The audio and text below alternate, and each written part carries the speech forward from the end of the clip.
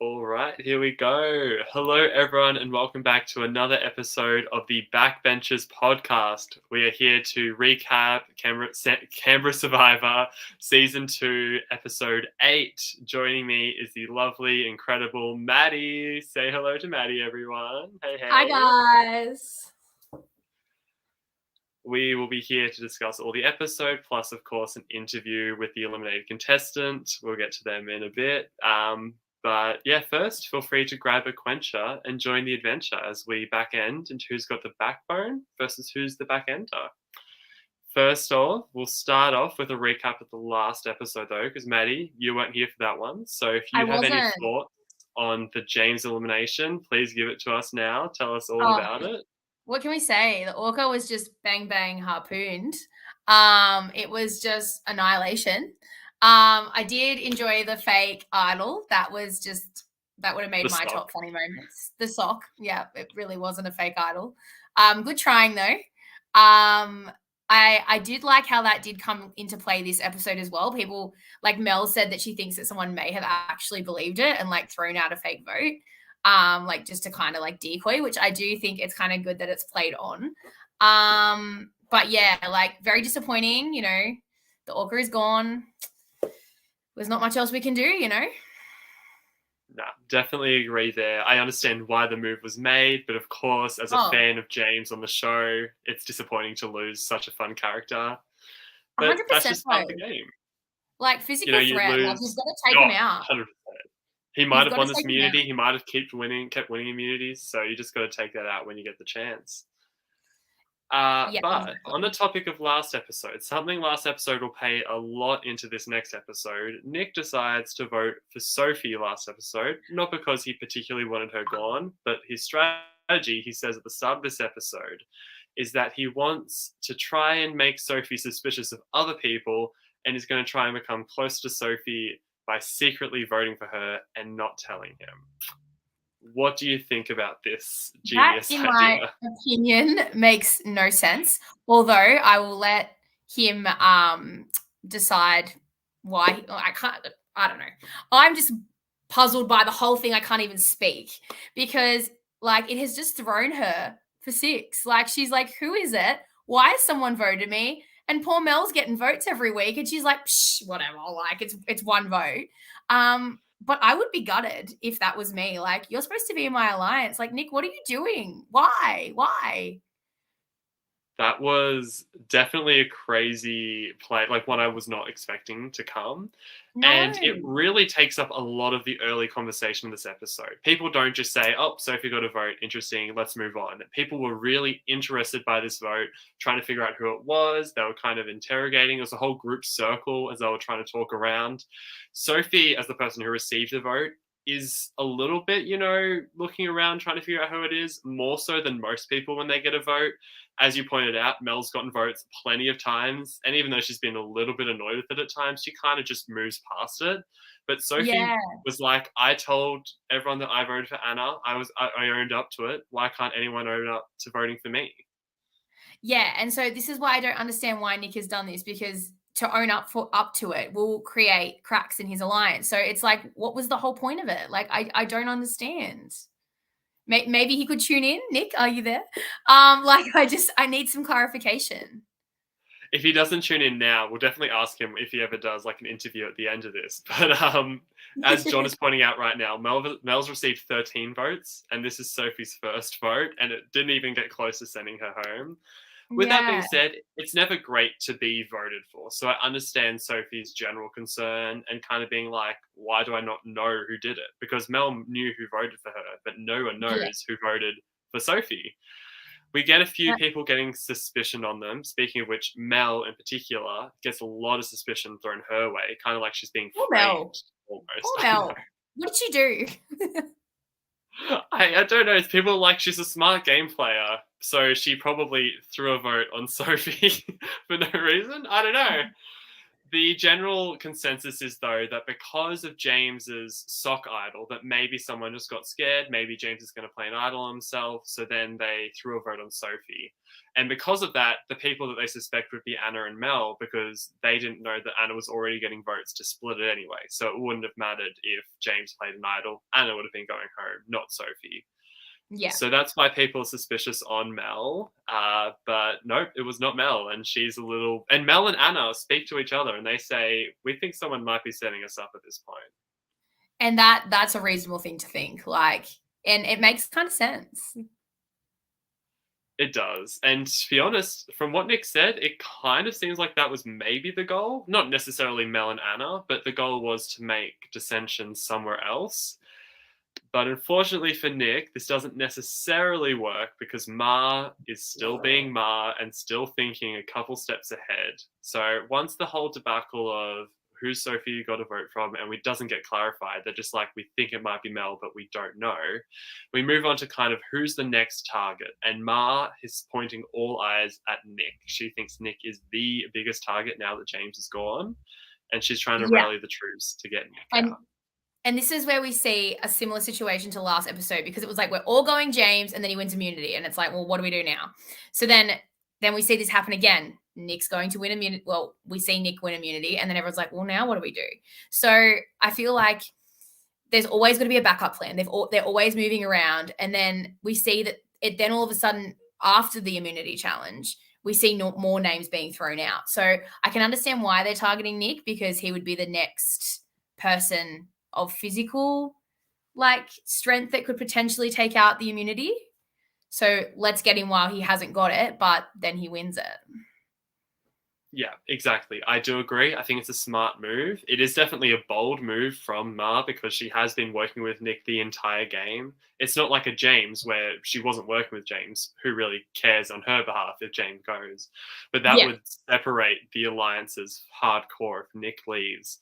So she's trying to convince people. One of the key conversations that I remember was Ma talking to Michael, and Michael is a little bit concerned with the guys versus the girls divide. If, they take out another man, are the women going to take control? Because I guess that's, a concern for Michael.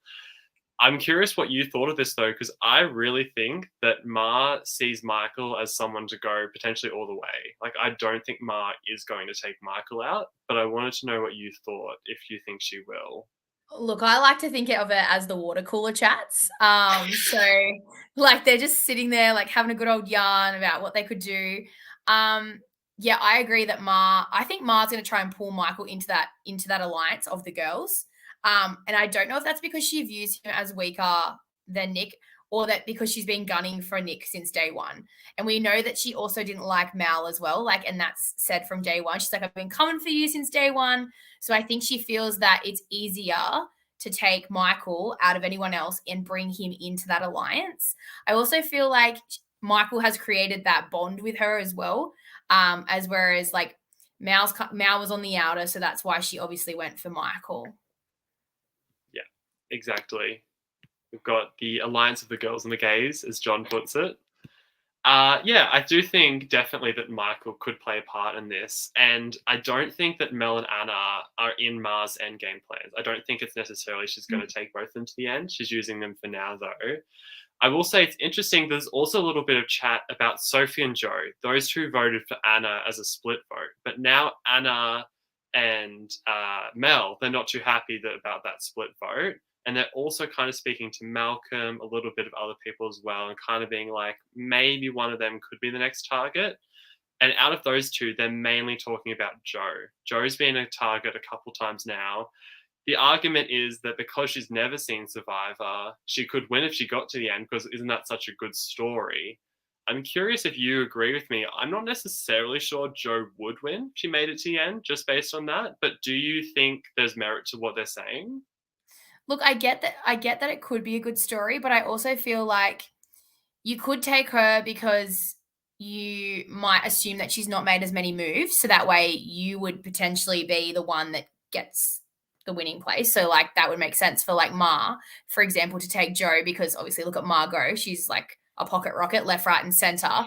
But in saying that, I don't understand it either at the same time, like, because I don't think that can be the sole reason that you take someone is because, oh, like, they don't know Survivor, like, I feel like she's learning though, like, and you could see that through other people kind of coaching her through the game. Yeah. No, definitely. She is becoming pretty good with the strategy. She's doing well with those social bonds. And she's knowing that, like, even if she's not doing well in challenges, she wants to step it up. Like, she's not just setting down, laying on her laurels. She wants to keep doing better. Yeah, And I'm that's not. where I can see it. I can see why people are starting to think, oh, actually, she is a contender. So I see it from both sides. Do you know what I mean? No, I totally get you because there are arguments for why Joe could win, but I find it interesting that someone like Nick is like, "Oh, Joe's a really big threat. She's going to win automatically if she gets to the end." But Nick is someone who I think is really like strategy based. He's going to vote for whoever like made the most moves, did the most alliances, and I'm not sure he would vote for Joe. So maybe it's just a strategy to get the Oh, target it's off his back. deflection. I think Yeah, it's deflection. He's just like, "Yep, get off me. I'm a physical threat. Like, I'm a strategist. Like, let's just deflect onto someone else." But that's my opinion. And I'm just a small little podcaster here in this big world. So no, yeah, definitely agree with you there.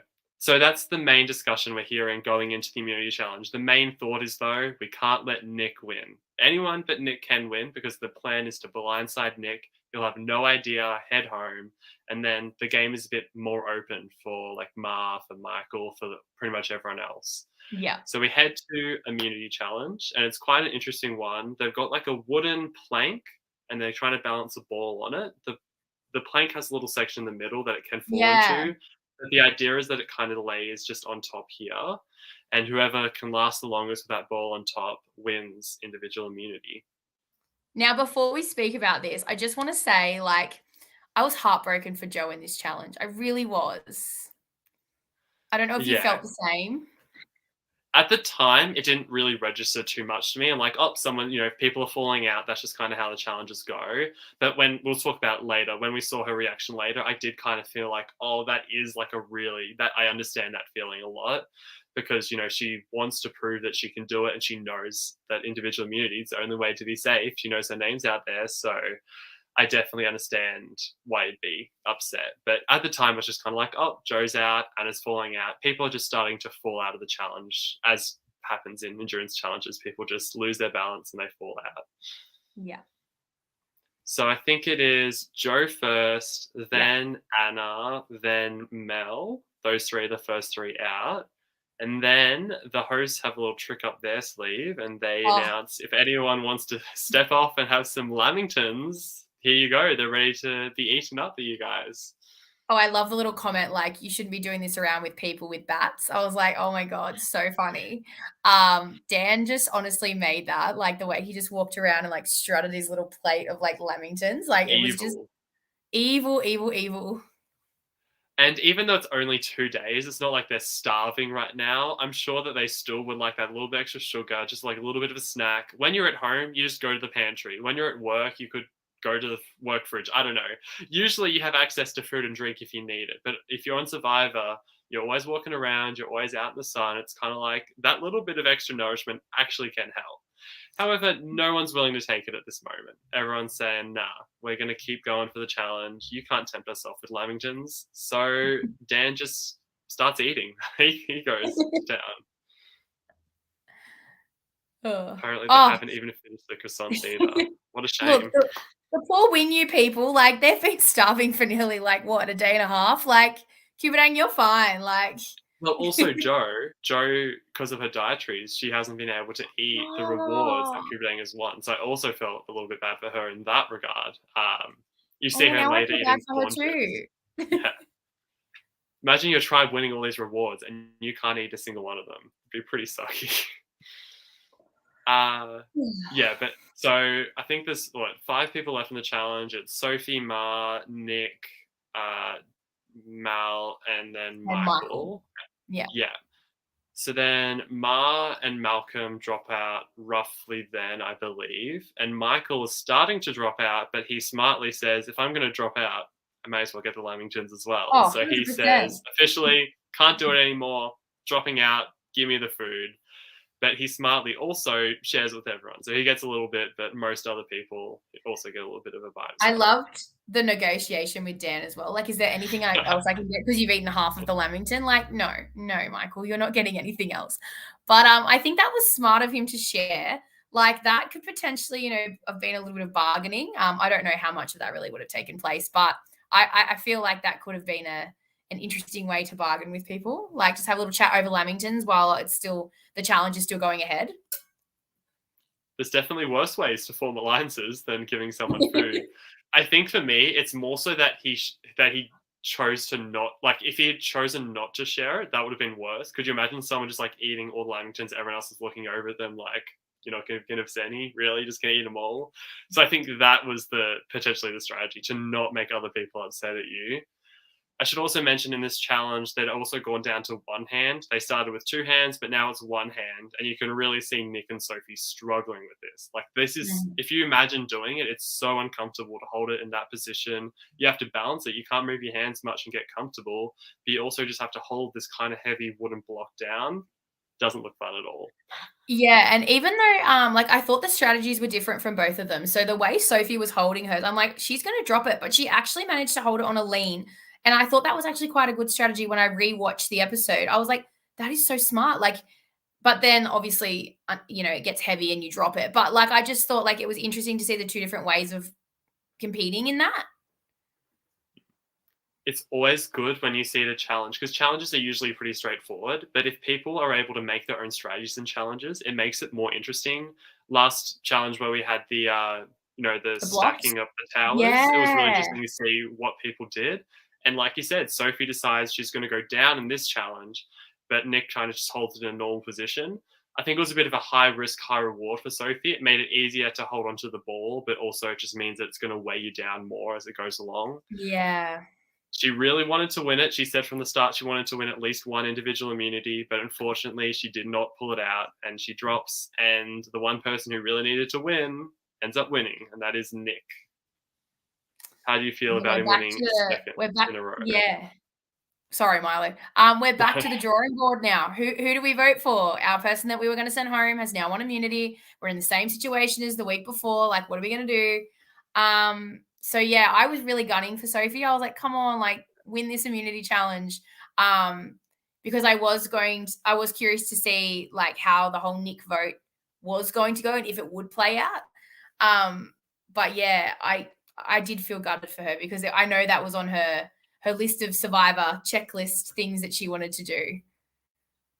And I think just winning an individual immunity, not even just like a checklist thing, it's a bit of like a pride thing. Like, I just wanted to show that I can do it. This is just something that I'm able to accomplish by myself, no one else. Because Survivor is a lot of a team-based game. You want to work with people. But winning an individual challenge, that's all on you. So we'll see. 100%. She could still pull it off. We don't know. The game's not over yet. But she did not win this one. And Nick wins it. Nick blindside off the table. So who's going to go? When we get back to camp, it kind of seems like Mel is the first name we hear, at least from editing. People are saying maybe Mel voted for Sophie. Mel's kind of on the outs because she's a former Winu.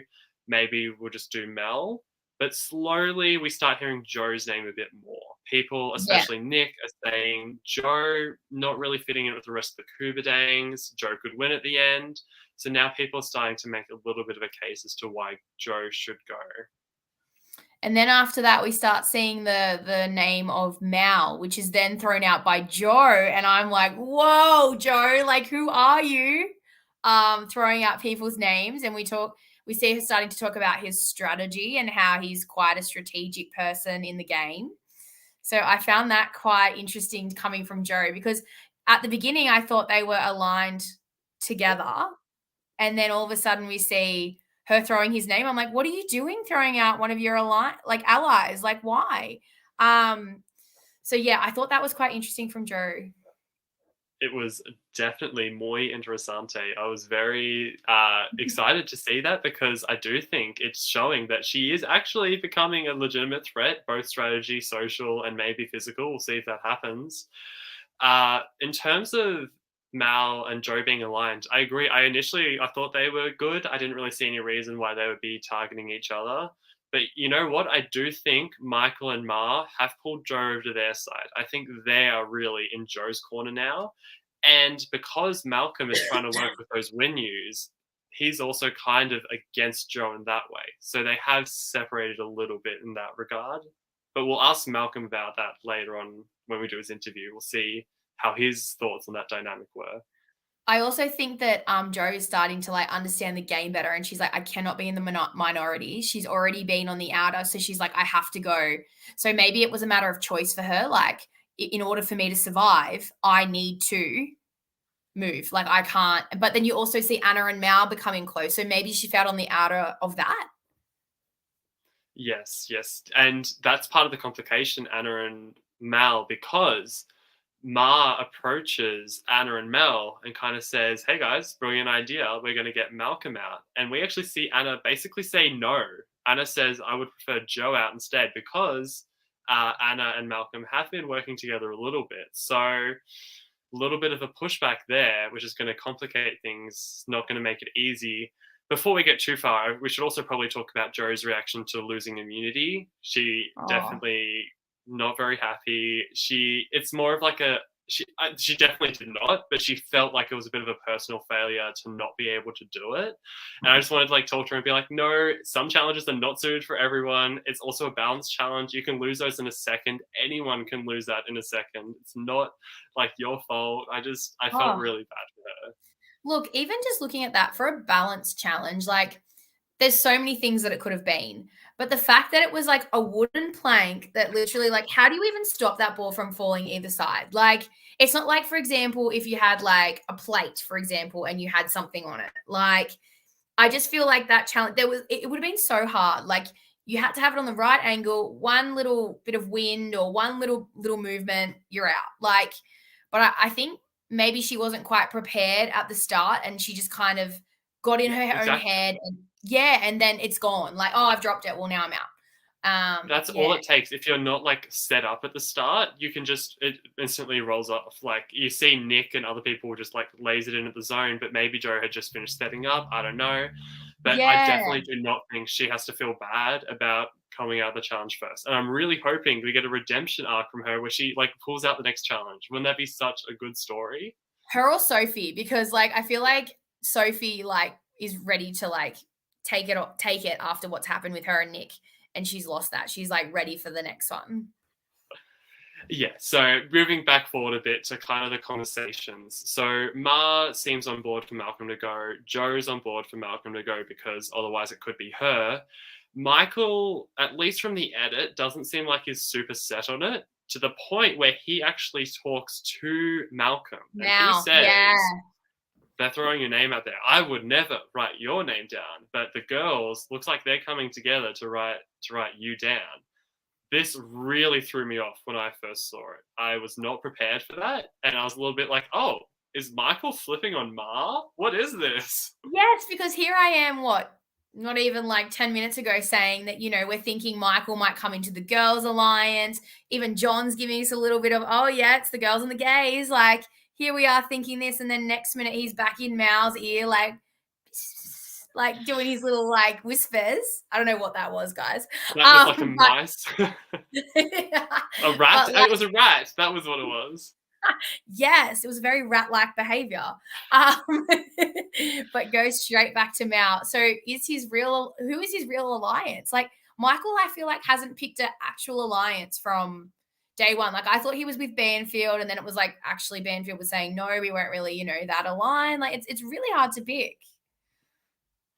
Well, from the votes, we can take a guess, but I do agree. It's actually hard to tell who Michael truly is close to. He doesn't talk about himself a lot in the confessionals, so we can't really tell what his thinking is. But we'll get to the result later. Also, Nick and Sophie get involved because Nick, of course, has no idea about this Malcolm plan. The idea to get Malcolm out is to weaken Nick. And also because Ma wants Malcolm out. Like, that's part of it as well. Ma's been gunning for him since day one. Yeah, it's also to get Malcolm out. But part of it is also, well, if we can't get Nick out, we'll get Malcolm out because they're kind of working together. Similar reason why they took out James, on top of other reasons, was to help weaken Nick. They're like, just if we can't get Nick out, we'll get another guy out that's close to him. That's the idea. So they're not really telling Nick about this at all. And Ma, she was trying to convince Sophie earlier, but then when Sophie and Nick are next to her, she's saying, Joe, don't even worry about it. Joe is going home. Did you, at this point, I'm curious what your thoughts were. Did you think Joe would be going home? Did you think it was Malcolm going into tribal? Okay, so I haven't really spoken a lot about Mal in like the podcasts that I've been on. But I have been gunning for Mal, because like I do know Mal on the outside. So I've always been like, yes, go Mal. I never always oh, I can't even speak right now. I never thought that he was in like danger. Like there were times where I was like, oh, maybe a little bit, but like I really thought it was Joe. I really didn't think it was gonna go the Mal to Mal. I was like, no, it's Joe. Like they're gonna get rid of Joe. Like she's not really providing, much. Like she's not giving much to people. So I was like, maybe that's why. But then when she did her like curveball move and threw out Mal's name, I was like, oh my God, people are gonna catch wind of this and they're actually gonna see it's gonna take Nick down a peg. It's going to take a strategic player out. And that's when I started to panic because I was like, people are actually going to go along with this because like I feel like Mal has been working strategically with who he picks to talk to about certain things. Like he won't have those conversations with everyone. So now I'm just disappointed that he's gone because it was just great to watch him. Yes. I also, in the same vein, did not expect that Malcolm would be leaving. Pretty much the last conversation that we saw was Ma telling, I believe it was Nick and Sophie, saying, it's Joe going, don't even worry about it. And in my head, I'm thinking, well, Ma doesn't really have the numbers. It's just going to be, Joe's just going to be going. Maybe Joe votes for Malcolm, but that's probably going to be it. So I was definitely not expecting what we got to when we will get to it in a bit, but was not expecting that at all. Did But you I'm have also any? proud. I'm also proud of Joe for doing that. Like, So good. yeah. Yeah, no, I was definitely impressed that she was able to come up with that name, sort it out, and like actually, like Ma was already thinking about it, but just give it that extra push to make sure it was definitely going to happen. Definitely Yeah. impressed by that. Did you have any notes on this tribal council? Because usually with tribal councils, people don't say a lot of info, but do you have anything you remembered about it before we get into the advantage plays? Look, like you could see that Mal was obviously aware because of what Michael had said. So he was like trying to like pitch a little bit of a case, but other than that, no, I didn't really take too much from the tribal council. Yeah, Did you? that I remembered that bit. The only other bit I remembered was Dan at one point asking, like, "Are you worried about there being a girl and a guy divide?" I think he might have said that to Michael, and Yeah. it was got me thinking, like, I wonder if Nick and Malcolm are aware of that as well, or if they're just thinking if they're so trusting in Ma and Sophie that they're not going to expect that Anna and Mel and Joe are working with them to some regard. Yeah. Yeah, no, I had the same thought. And I don't think it's until this vote that they start to realize, oh, this girl alliance is actually full steam ahead. Although we know, as we spoke before, we think that Ma is just kind of keeping Anna and Mel in the loop until it's convenient, and then see ya. You're cut. Exactly. Cutting them when we want, and potentially could be as very, very soon, but just not this round. So we get to just before the vote, and Ma says, you know what? I'm going to use my advantage. I was not expecting it. I didn't really think she would play her Yes. advantage. Goes up, steals a vote, and she steals Anna's vote. I definitely was not expecting that. I No. no idea what to think at that point. Yeah, that kind of shocked me. I was like, why Anna? Like I'm very confused about that. Um, but I have some other stuff to say about then what happened with Mao, but I'll let you keep going and then we'll talk about what he did. Yes. So steals Anna's vote. In this point, I'm thinking maybe she's still trying to get the Malcolm plan going. I was actually trying to run numbers in my head. I couldn't quite sort it out. Like, is it going to be a 3-3 like tie? I didn't know. But then Malcolm does also bring up and he says, well, in that case, I'm going to use my cancel vote. And he also picks a surprising pick and he picks Mel, which I was also not expecting. Again, feel the same way. And in my head, I was like, why are you not stealing from Ma?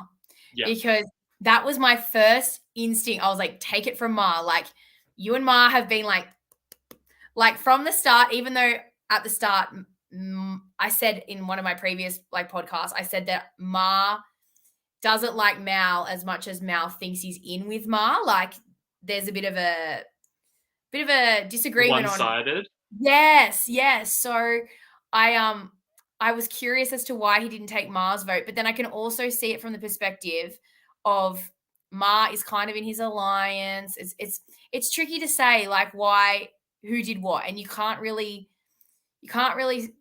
understand until you're in that position. So it'll be interesting to find out why Mal did take Mel's vote, because I was a little bit thrown by that. We will definitely ask him in just a little bit. We also get a little bit of an explanation in his final words. He says something along the lines of, I think Mel was coming for me, which we didn't see any of, but maybe there was something happening with that, but we'll talk to you about that. So we see those two advantage plays, which means that Ma has 2 votes and Anna and Mel are not voting. We go to see a couple votes. We see that Malcolm votes for Mel and says, like, I was throwing your name out there. Hopefully people will switch their votes to you. And we see Nick vote for Joe and kind of be like, sorry, bye. Like, that's the general idea of what he says. Only 2 votes we see, though. I don't think we saw a Malcolm. No. We saw Ma's 2 votes, right? We saw Ma put up her Malcolm votes. Yeah, so that she really holds them up so proudly. Like, I got you. So 2 votes for Malcolm, 1 vote for Joe, 1 vote for Mel. Who knows what's going to happen? We go back and read the votes. It's 2 votes for Malcolm. Then we see a vote for Mel. Then we see 2 votes for Joe. So it's tied 2 Joe, 2 Malcolm. And then we get 2 more votes for Malcolm. And he is sent to the jury in 8th place out of the game. You were probably bummed to see him leave. I was. I will admit I rang Mal afterwards and was like, no. So yeah, I was gutted. No, it makes sense. And honestly, I think most of the eliminations recently have been disappointing in the sense that we're rooting for almost everyone here. Like, we can probably say we're rooting for everyone here in different ways. We like all these characters and people. So it's tough to see anyone go home, really.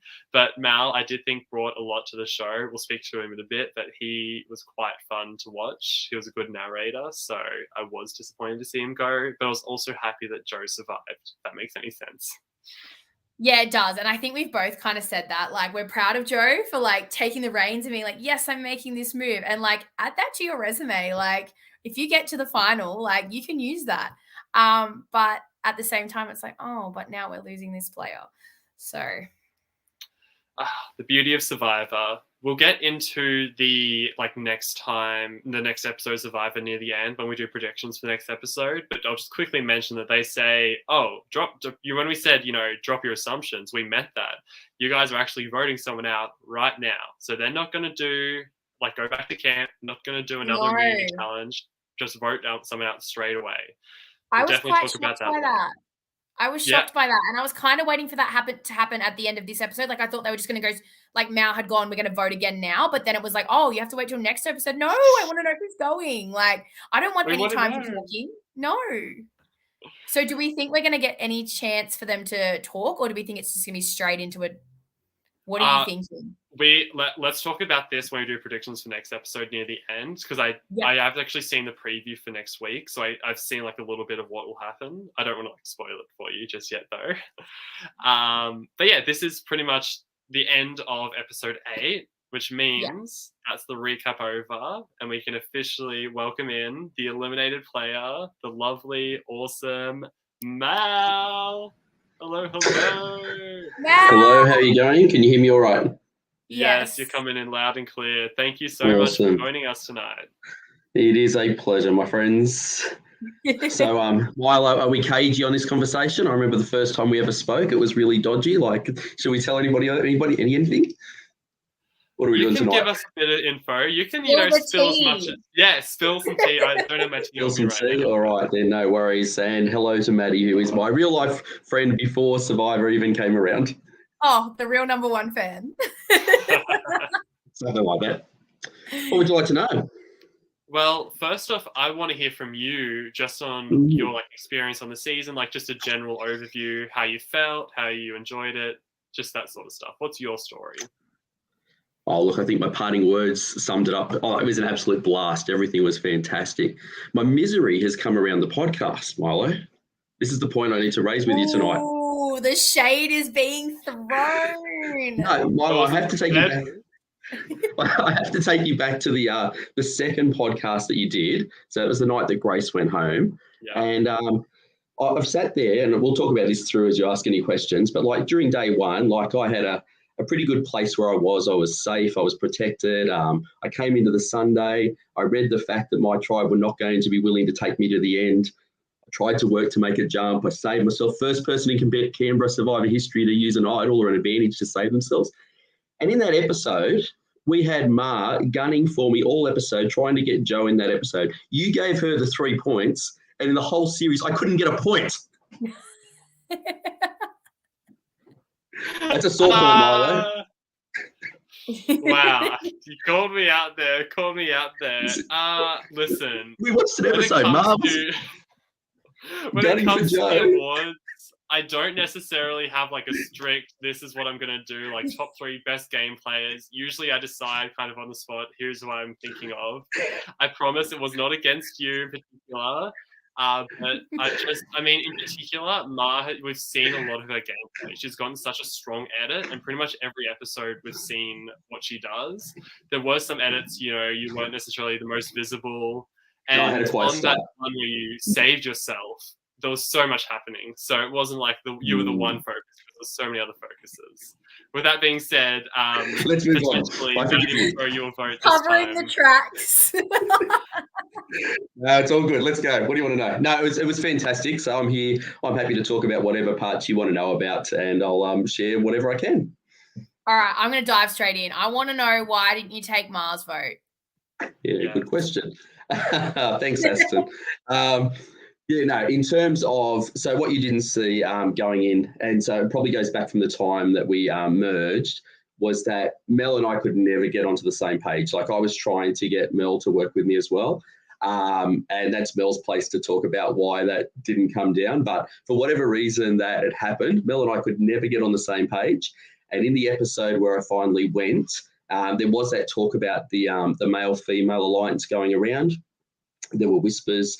A little bit of information had come to me through Michael, but obviously on the show, there was actually a lot more talk about that than I actually realised was happening during the game. And so as we were walking to Tribal Council, I thought that I'm pretty sure that Nick and Sophie are going to vote for Joe. I was planning to vote for Joe. That was my intention.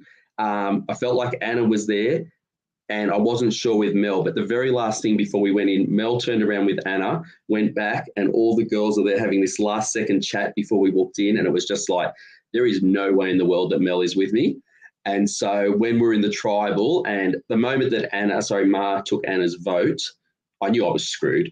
But then through using my wording, I was trying to put a plea out there that if by any chance there is still any purple loyalty, let's take out Mel. I've just stolen the vote. There's a symbol. But I don't know if you realise, but up until that point in the game, despite my willingness to flip, etc., I hadn't had to actually cast a vote that confirmed which side I was actually playing for at that point.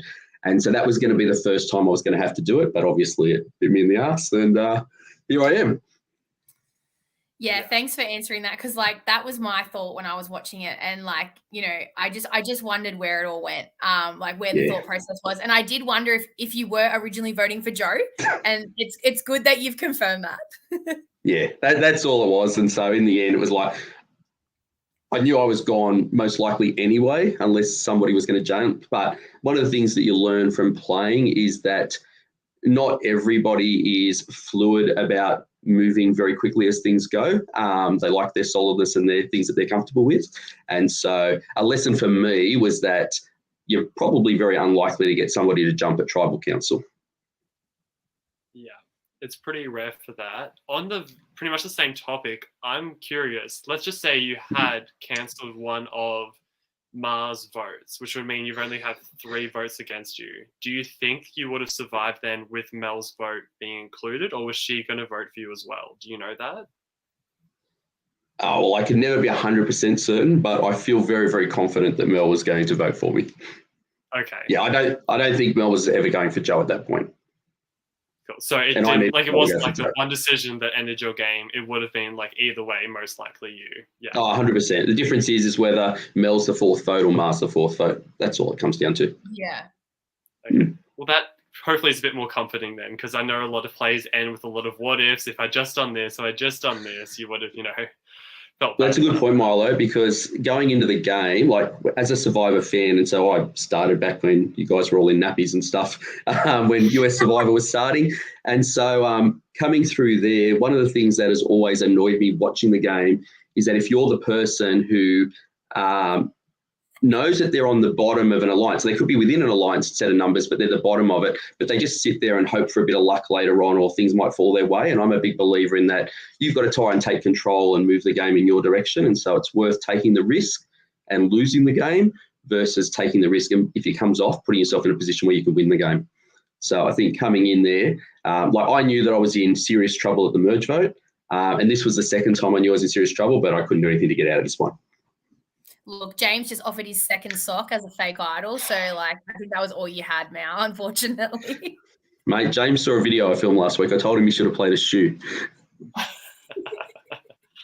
Just play anything, really. If you've got a stick in front of you, if you've got some rocks in your pocket. Oh, look, I give James the greatest credit in the sense of there was a player who fought to the bitter end and tried every trick in the book. And I think that it doesn't matter how you view Survivor, you cannot sit back and not appreciate a player who's having a crack at it. And so I think James did a great job at that.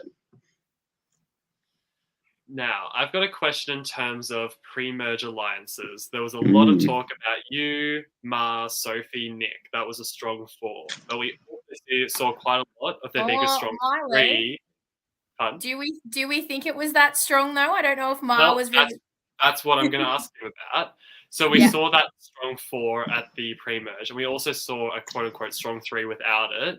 Did you notice that there was potentially three without you? And did you also notice that there was dissension within the four that early? Yeah, I probably saw things on the day a little bit differently than some of the early episodes might have projected things. So to put in perspective, Sophie was the first person I actually approached and made a genuine alliance with. And in reality, I probably until, I know we'll probably talk about later, Nick and I had the handshake there moment, but I'd say then Anna was probably really only the second firm alliance that I sort of constructed in the game. So when I first chatted with Sophie, she'd already chatted with Nick. And so when I spoke to Sophie, then Nick became sort of a default part of my group then, because Sophie had Nick. Nick had his chat with Ma. I saw it on the day as always being Ma and Michael on the other side and me being on the side. So I saw Michael and myself sort of being in a similar-ish position around them. With Grace and Banfield, they weren't ever really, I don't think, in anybody's alliances. And so, look, watching the episode, I had to re-question myself. It's like, was I ever a part of this four or whatever? And so the episode where Ma actually finally spoke about, like, there was the four of us and mentioned those four names, it's like, okay, I wasn't totally blind. I might not have been in the solid three, but I wasn't out there somewhere. No, she was just gunning for you, but, like, you were 100%. Yeah. And if she didn't realise, and my name starts with an M, and when she was talking about the M's alliance with Ma and Michael, she could have come to me, could have asked me, like, Malcolm, will you be my friend?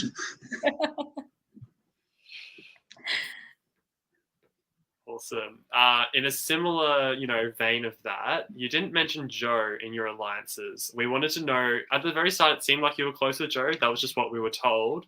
Were you close with Joe at any point? Did something change at the end? What was your thoughts on that? Look, I was close with Joe in the sense that we were definitely working together, but I never thought of Joe as a person that was really solidly with me. So, like, if you think about the people that are on our tribe, I'd say that you've got, Banfield left early, Ma, Nick, myself, Michael. There, I think you've got 5 really hardcore game players. Sophie, who's a good, strong game player. And then you've got Grace, who I think was coming in with very little knowledge, and Joe, who came in with very little knowledge. So I think that Joe was sort of sitting there. She was fun, bubbly. She's a lovely person, part of our group. But I never sat there and thought, like, I've got Joe in my pocket but I never sat there thinking that Jo was in somebody else's pocket either. She was like an available resource for us to use when we needed it. That makes a lot of sense, because it did seem like, you were close with her at one point, then maybe you weren't. But it does make sense that it was more like I don't want to say a number because that could seem a bit rude, but it was less like a one-on-one partnership with gameplay. It was more of she's someone that our group can use altogether. Yeah, absolutely. Now, we definitely have to talk about the final, the merge round. You made a big decision to flip over, or sort of play the middle, maybe not even flip over. Did you think you played that round, the best way you could have? Was looping in Nick the right idea? Did it work out for you?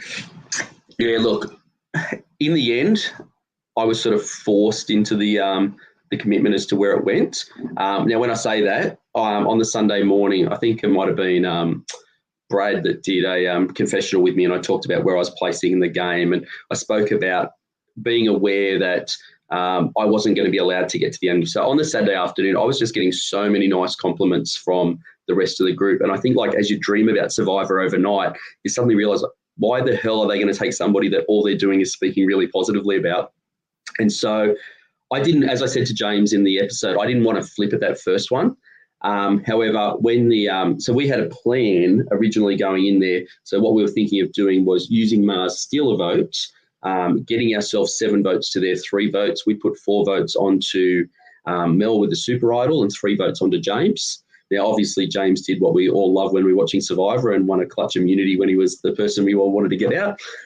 So we talked briefly about flipping that to John for a moment, but I don't know that was really too serious. But I had been at Sacrifice with Anna, and we'd spoken a bit of game. And so when Anna left, I just said, look, when I get back, I will come and chat to you.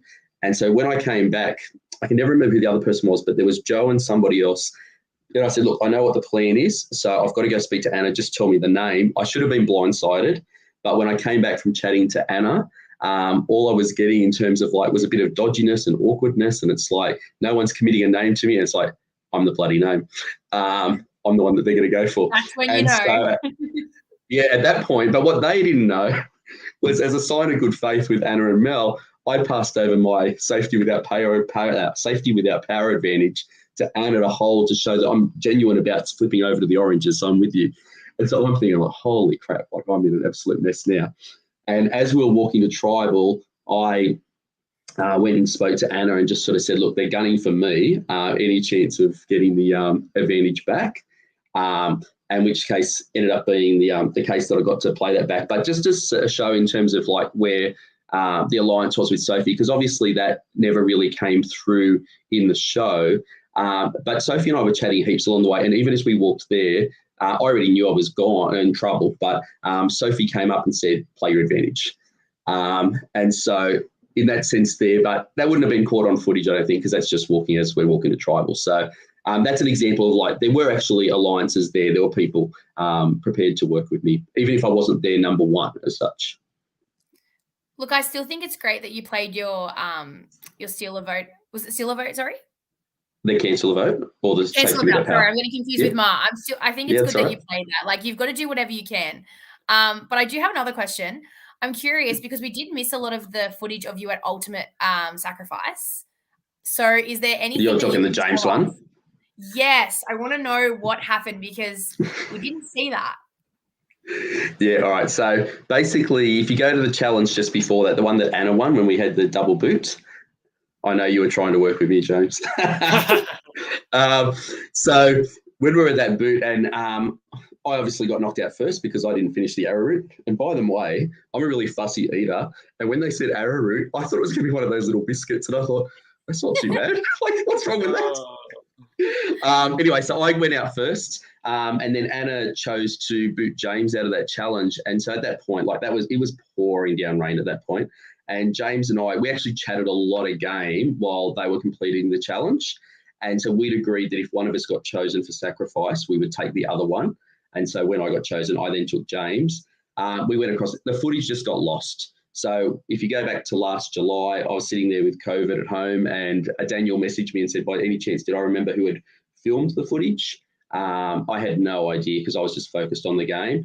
And that's why in that episode, you've got that confessional with me with the dry weather in the middle of all that rain, because I went down and just did spoke about it as a confessional. But basically, James and I just spoke. Particularly James gave a lot of information. So he was looking for somebody to come across.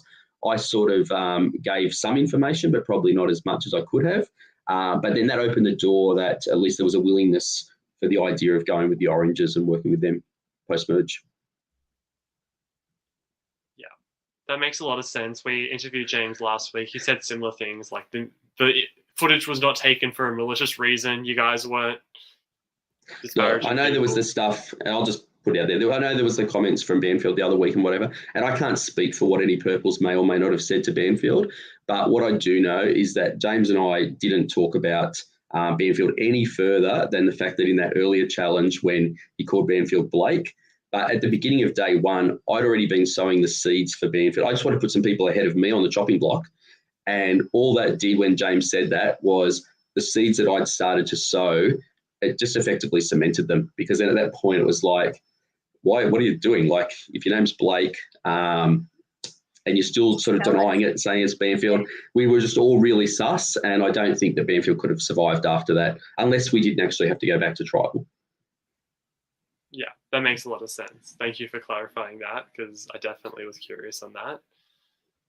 Just a bit more of a general question. This is one we ask to most people, but do you have any regrets throughout the game? Maybe any personal decisions you made, or any just general things? Any regrets, any things you would have done differently? Oh, look, zero regrets. And I say that from the perspective of going into the game. It was a case of, if I was in a position where I didn't have some control or power to where my destiny was going, I wanted to make the moves to try and put myself into a position where I could do that. And I left the game knowing that when I was on the chopping block, I definitely gave myself a shot to try and put myself into a better position to progress to the end, which is ultimately what I wanted to do. In terms of, I think the question you asked about doing things differently, do I think I played perfectly? By no means do I think I played perfectly. And there were mistakes along the way. There were things to learn as like somebody playing one of these things for the first time. Like, I'd never played an online reality game or anything like this. This was just first step. And from that aspect there, I like thinking about the hypotheticals, about like what could have happened here or what could have happened there, but they're not regrets. I have a question. If you could compare yourself to any Australian Survivor player, who would it be? Oh, God. Any Australian Survivor player? I'm very broad here. I have no idea, Maddie. No idea. Okay, can I nail it down to this season? I'll go with Nick Iadienza. He's a teacher. Yeah, I can see that. You guys were taking out similar. And probably made some non-optimum decisions along the way. That's how it goes. James has actually also gotten a question from the jury bench here. Do you have any key takeaways from your perspective that you'd look to alter or keep the same if you played again? James is already preparing to play against you, it looks like. I think that one of the key takeaways, and this can be really hard because especially once you hit the merge, it just all happens so fast. But it's always that checking in with everybody all the time. I think that when everything was moving so fast on the Sunday in particular, I probably let some of the check-ins with particularly like Michael, and to a lesser extent Joe, start to float away a little bit. And it was probably important that I had kept going across there and having conversations, even if it was still going to lead to the same result, but it just continues to leave all the doors open. Otherwise, in terms of like, for me, I thought that going into the game that one, that my age would be a disadvantage just in terms of there's something really obvious that's separate from a lot of the cast. And the other thing I thought for myself personally is I'm not somebody who typically, I don't think of myself as somebody who typically walks into a location and can win people over fairly quickly. And so one of the things that I realised on the Saturday in particular, it's like, wow, I was able to actually do that really well. And then here's a really rookie mistake from the beginning. Grace did this to a much further extent than what I did, but that idea of when we went searching for the Love Rocks, and I did actually go looking for the Love Rocks to begin with, and then it was after a short bit of work, it's like, hold on, I should really be going and having chats with people right now. And then it's how I came across Sophie. Like, whereas I think that with a little bit more experience going in, it's like, it doesn't matter whether you're looking or not looking, just make sure that you're going with somebody when you first wander off wherever you're going to go. Don't go wandering off by yourself.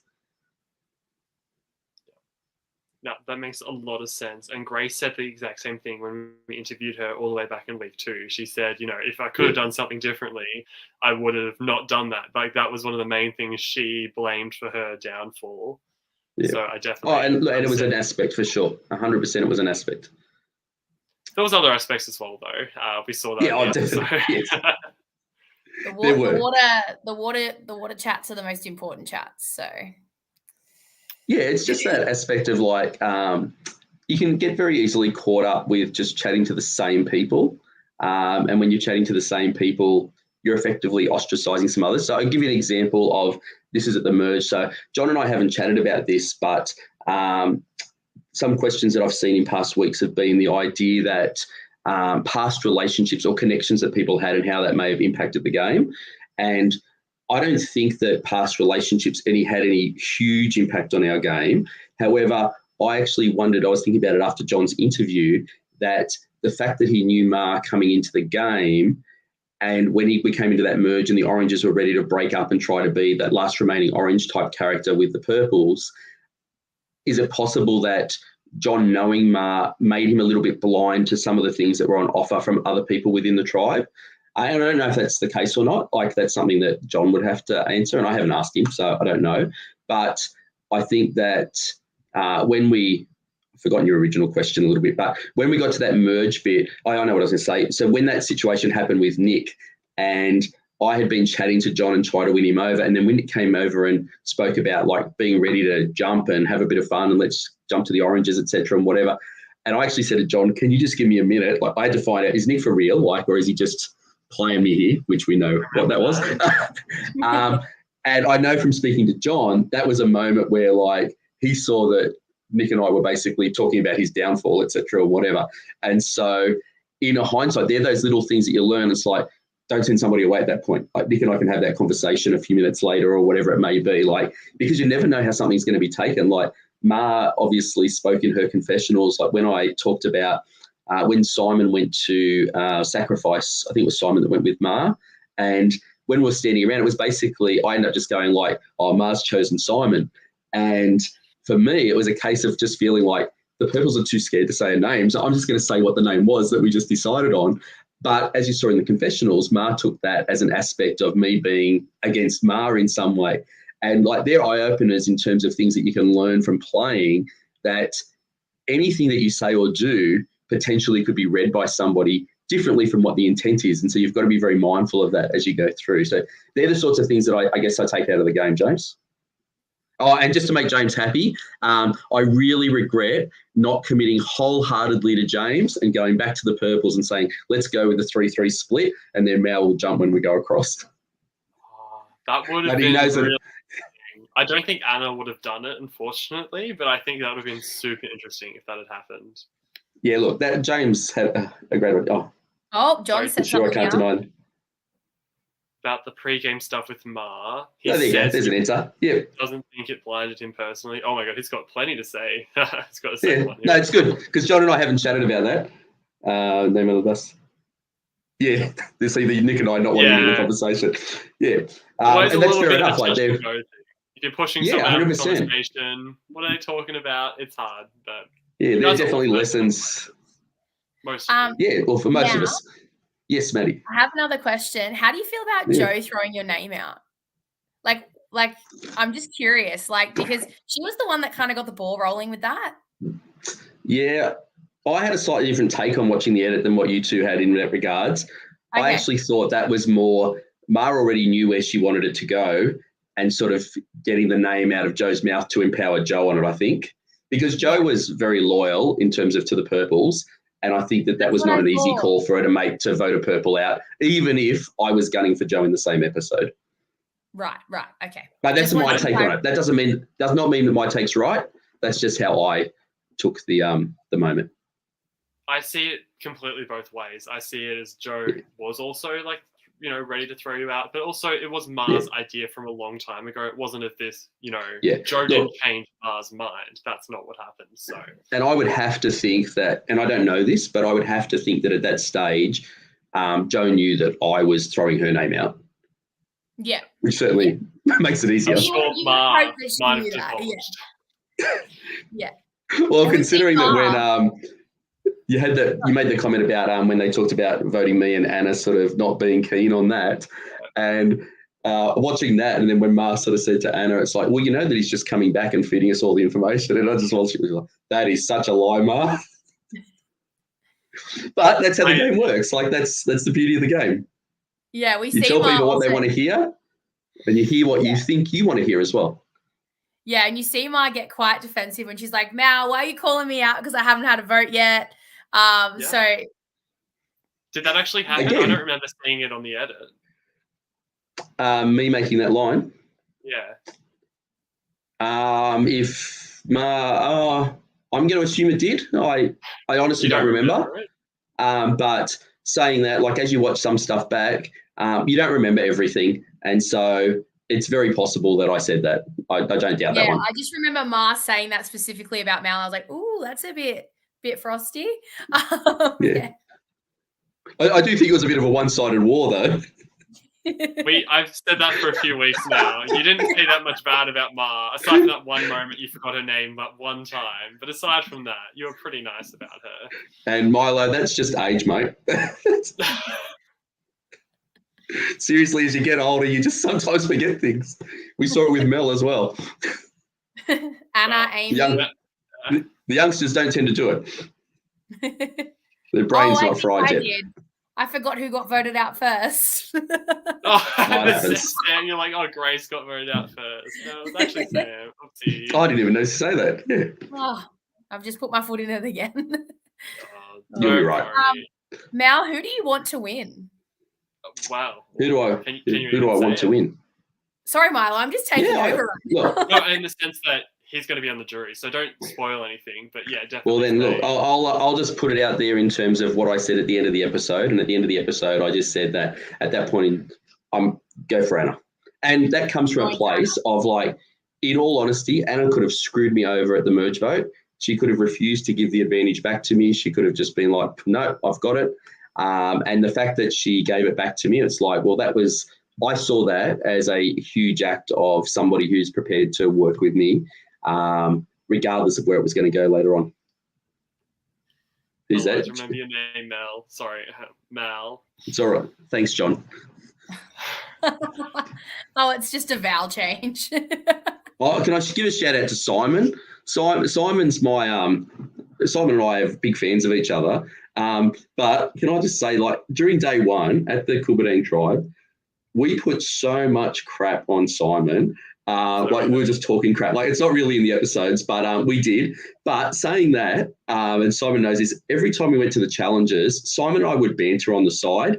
And from my perspective, I was just sitting there. It's like, we're talking so much crap. If Simon makes the merge, then he doesn't know about all that stuff, but him and I have been bantering all the way. I could see that Simon and I could come together at the merge and work together at that point. Now, he didn't make it, and that never occurred or happened, but I was like doing little things to try and set up relationships so that should have paid off down the track, but that one never did. That's it. I want a returning series where Mal and Simon just buddy up. I want to see this.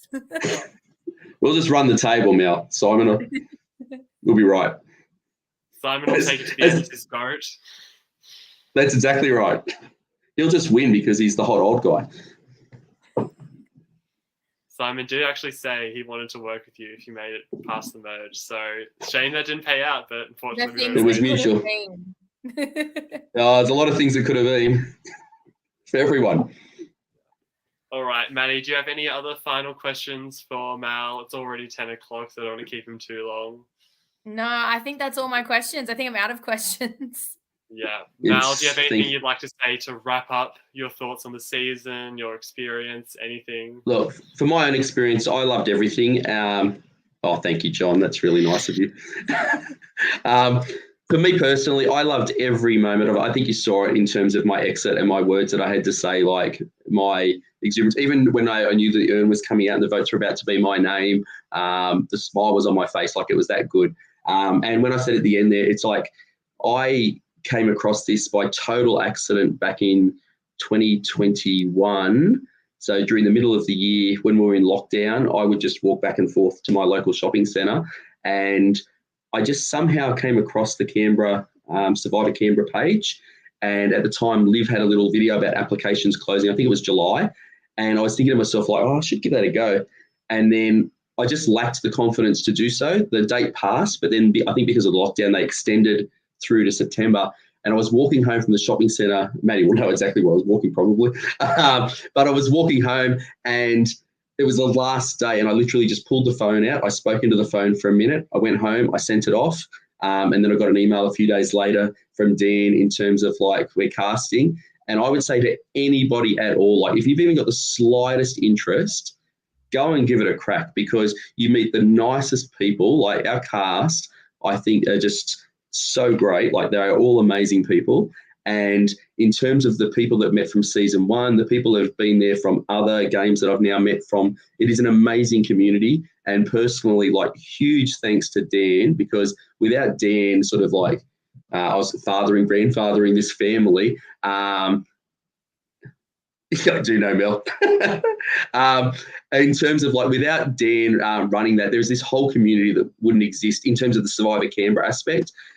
So huge thanks to Dan, and then the whole crew of people that come along and give up their time and their effort so that another group of people get the opportunity to experience what they've had. Like a huge thanks to all of them. But not only there, like even yourself, Mylo, like doing the Edgic and doing the podcast here. This is real. Like for all of us who played, it adds a whole nother level to the game. And like every single one of us look forward to your Edgic coming out each week. In terms of the guests, like Maddie, I can see the growth in Maddie as a podcaster each week as she's been on the show. Squin's done a great job. I got to give a huge shout out. I actually sent a message to Todd last week. I thought Todd last week was incredible. Like he read the game so well. Not everything was right, but in terms of like seeing where things were, it was like so cool to see that in-depth knowledge. So like for all of us, like we cannot thank you all enough. Like it's really, really appreciated. We can't thank you guys enough for the entertainment, really. Gosh, we wouldn't want to do this on a boring season. We're glad you guys are giving us an entertaining season to cover. Glad we could help. But thank you very much. Definitely our pleasure. And thank you for coming on both the show and also coming on podcast here. We hope you the best of luck, and we'll see you around. Hopefully you'll be on the finale night. I will be down in Canberra on the finale night. Yeah. All right. 100%. I'll be there. Catch you later on. Bye now. It was great watching you. Oh, bless him. Love him. We got some support for Mel. Also Todd as well. We love Todd. Alrighty, let's wrap this up with the final last things. Do you have a favorite moment, favorite/funniest moment from this episode to think about? My favorite moment was Dan eating the lamingtons, and like that's just sorry, he just gets it. He winner overall.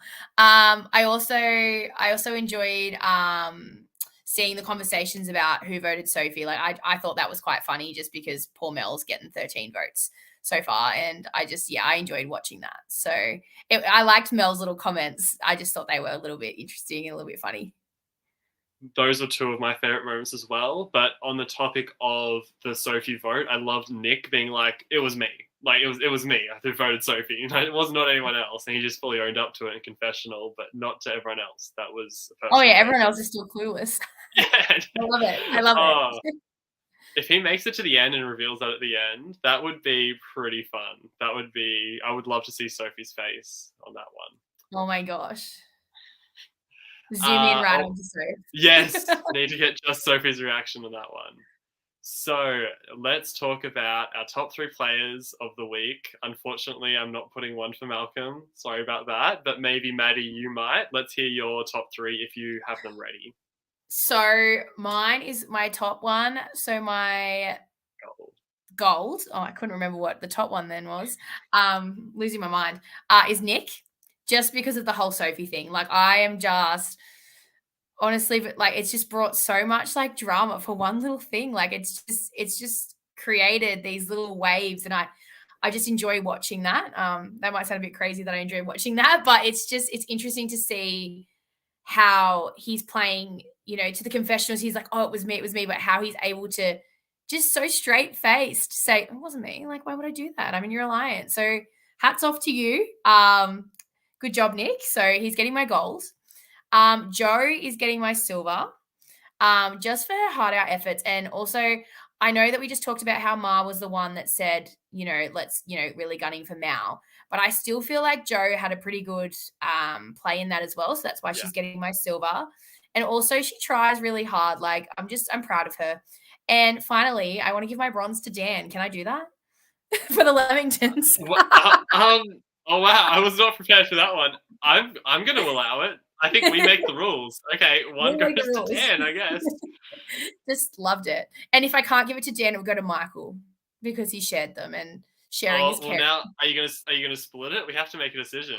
I'm happy to give it to Dan. Dan, can I give it to you? I want to give it to Dan. Dan, done. Dan gets it. Okay. Dan is one of the top 3 players of this week. Good to know. No, I love that reasoning. Dan definitely shone tonight on this episode. My top 3, my number 1. I feel like I say this every week. I really need other people to get all these strategic, confessional. It's going to be Ma. Yeah, gold is going to Ma again. I promise. It won't be every time, but I loved her steal play. She and Joe both orchestrated this Malcolm vote together. I do think it was potentially the right move for Ma at this point. We'll see how it pays off for her. But definitely impressed with Ma. However, my silver does go to Joe for similar reasons as you said. She did help create that. And also, I'm really proud of her for sticking out with it. She was not a Survivor fan coming into this, and she has played as well as a Survivor plan could play, in my opinion. She's gotten to that level where she is getting close to the end. She's relatively likable. She is making moves. She could actually still be a threat to win at the end. We'll have to see how that turns out. We will. As for bronze, it was a bit more tough. I was trying to decide between everyone else. Who do I think gets it? I'm not 100% confident in this pick, because they might actually leave next week, but we'll see. Hopefully they don't. But I am going to be putting down Anna. I knew it. I was just thinking her. Yeah. I knew that. Yeah. Yeah, you saw it coming. I did. Anna could be leaving next week. I'm not confident that she's going to be 100% safe, but I do think that she is in a good position right now. People are not talking about her. People are talking about Mel. They weren't talking about Anna. She did get her vote stolen, but I don't think that means that she's necessarily going home. We'll have to see, but I think Anna is in an okay position right now. Fingers crossed for her, because, she is playing quite a good game. Mm-hmm. So Dan is popping in. Oh, Survivor Canberra is popping in and saying Dan can have a quarter of the award. Michael can have the other 3 quarters. It's like Lamington. Oh! Well, if we're going to do the math correctly, it would be 1/6 actually for you, Dan. Sorry. But yes, that sounds about right to me. All right, now here's the juicy part. Normally this is pretty quick, but because we have a double tribal council, we've got predictions for next week. I definitely want to hear your thoughts on who you think is going to be going, because especially it's going to be a straight away, no time for another immunity, no time for strategizing back at camp. Who do you think is going to go? What do you think is going to happen? I personally think it's going to be Anna. Like you said, I think she's on the outer of that girls' alliance. They're just kind of holding her there. I don't think they're quite gunning for Mel. I know they've been talking about it, but I think because Anna was strategizing with Mal, it could be a potential to go she's gone. I also think that it also could be Joe. So Joe could be a little bit blindsided because of her understanding of the game. She might think that she is in that alliance with the girls, but they may just be using her as a number. So I think it will be one of those 2. Joe or Anna. That would make a lot of sense. I will quickly mention, I found it interesting that Nick automatically gets immunity again. So Nick won final 8 immunity, and then he says at the very end of the episode, so this is still valid, right? Because he's probably worried he's about to get voted out. And yes, it is still valid. Because if it wasn't, I would have said Nick. Yes, 100%, and same here as well. Nick might have been unanimous for all we know. He might have just been sent home.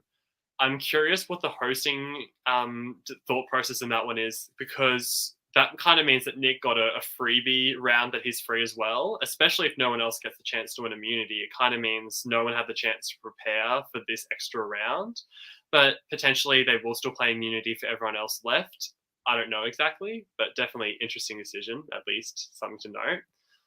As for who I think will go, I do think Anna is an option. I do think Mel's an option. I don't necessarily think Mel is safe.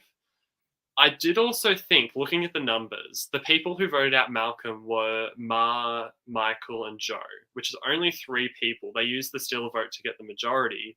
But technically, there is Sophie, Nick, Mel, and Anna who did not vote for Malcolm. Didn't vote that way, yeah. Maybe they all work together. I find it unlikely personally. I don't necessarily think that those 4 would come together at this moment. But potentially there is a chance that maybe we see a massive blindside. And do they blindside Ma? Do they blindside Ma? Incredible.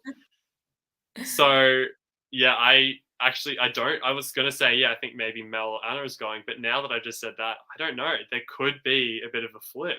We'll have to see, because it's also in the preview. You see them scrambling. They're not just sitting there like going to figure it out when they go to walk up to vote. They're talking to each other. They're moving around. So it's like they're kind of scrambling in front of each other. I don't think some of those players, like Ma and Michael, they're going to get into all the conversations. They're not just going to let it be quiet. No. So we'll see how it goes. Oh, them not to get into a conversation? Come on, Mylo. No, of course not. But that means next week is going to be a double tribal, like 2 people going to go home next week's episode. It's going to come us down from 7 to 5 in one episode. So definitely tune in for that next one. And Backbenchers will be back next week to recap and hopefully have both people on as well. Oh, it's going to be wild adventure. Yes. All right, Maddie, do you have any closing thoughts on this episode? Anything else or coming into next week? Anything you want to say? I'm just happy that Dan got a quarter of his point. I'm happy for Dan as well. Deserved. We could give the host gold award every week, actually. The work they do is awesome. So and definitely and the crew. And us. We do hard work. Yeah, I'd give us maybe a bronze. Like, I think we're rather deserving of that. Yeah. It's like, it's the hosts get gold, the crew and like the cast get silver, and then we kind of get bronze. That's how I'm seeing it. Yeah. You can't forget us. Of course. We matter. The viewers, we're all part of this family. Exactly. All right. Thank you for being on, Maddie. And Backbenchers will be back next week. Feel free to check it out then. Until then, see you guys. Always a pleasure. See yous.